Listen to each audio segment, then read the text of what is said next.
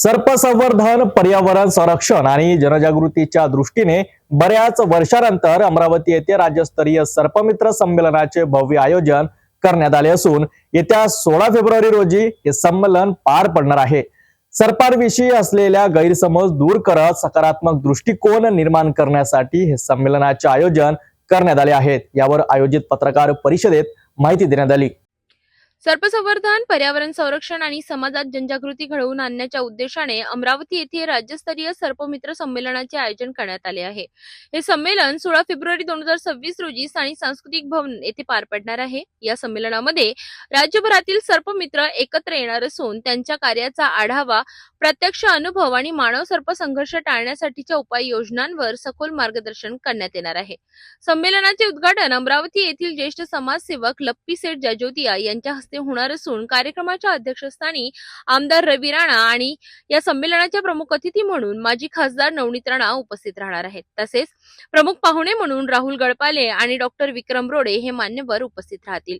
संमेलनामध्ये महाराष्ट्राला परिचित सर्पमित्र व तज्ञ मार्गदर्शन करणार असून यामध्ये अनेक सर्पमित्र तसेच अमरावतीचे वन्यजीव अभ्यासक अद्वैत केवले आणि अशर खान यांचा समावेश असणार आहे। उद्घाटन समारंभ आणि इतर महत्त्वाच्या सत्रांचे सुयोग्य आयोजन करण्यासाठी टीम झेनिथ कडून जोरदार तयारी सुरू आहे। हे संमेलन यशस्वी करण्यासाठी अमरावतीतील सर्व सर्पमित्र एकत्रितपणे प्रयत्नशील असल्याचे आयोजकांनी सांगितले।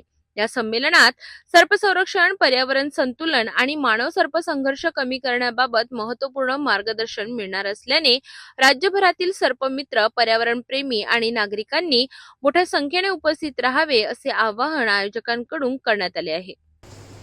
16 फेब्रुवारीला आम्ही अमरावती शहरामध्ये राज्यस्तरीय सर्पमित्र संमेलन आयोजित केलेलं आहे।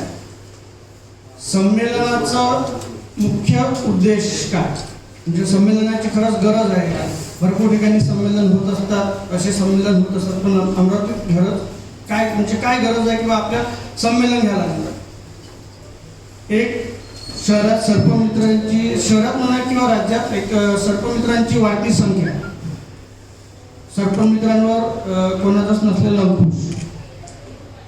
दुसरी गोष्ट, काही सर्पमित्रांना खरंच थोडंसं नसलेलं नॉलेज।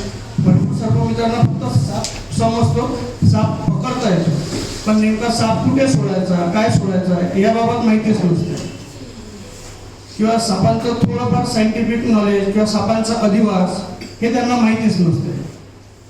त्या हिशोबाने त्यांना थोडीफार माहिती द्या, म्हणजे ह्या सगळ्या बेसिक जे इन्फॉर्मेशन आहे त्या सगळ्या सर्पमित्रांना भेटल्या पाहिजे। त्यासाठी आम्ही एक हे आयोजन ठेवलेलं आहे।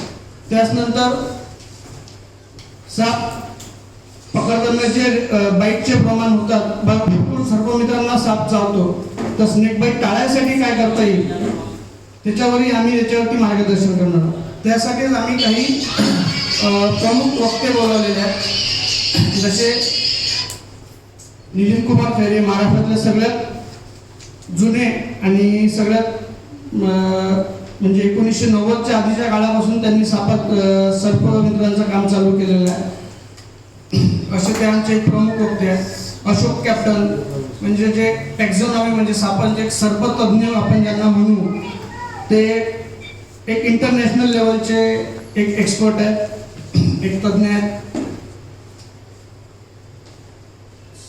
अशोक कॅप्टन आम्हाला सांगतील की इथे म्हणजे त्यांचा विषय आहे किंवा सर्पमित्रांनी काय करू नये, कोणत्या चुका करू नये, सर्पमित्रांनी कसं वागावं, सर्पमित्रांनी कसे साप पकडावे, किंवा त्यांच्या काळात त्यांनी कसं स्ट्रगल केलं, म्हणजे सर्पमित्र कसे तयार झाले, मग सर्पमित्रांना सर्पमित्र व्हायसाठी किती मेहनत घ्यावी लागली, कारण आजच्या पिढीला हे सगळं ऐकतात। त्यावेळेस हा प्रकार नव्हता, म्हणजे एकूण सर्पमित्र साप पकडायला जायचे तर तिकडून लोक गाडी घेऊन यायचे। ते या विषयावरती सांगतील, म्हणजे जी जाण जेणेकरून सर्पमित्राला राहील आणि आज ते समाजात कसे वागते। अमरावतीकरांसाठी अभिमानास्पद ठरणारे हे राज्यस्तरीय सर्पमित्र संमेलन पर्यावरण संरक्षणाच्या दिशेने एक महत्त्वाचे पाऊल ठरणार आहे। आपणही या संमेलनाला उपस्थित राहून सर्प संवर्धनाबाबत योग्य माहिती घ्यावी असे आवाहन आयोजकांकडून केले आहे।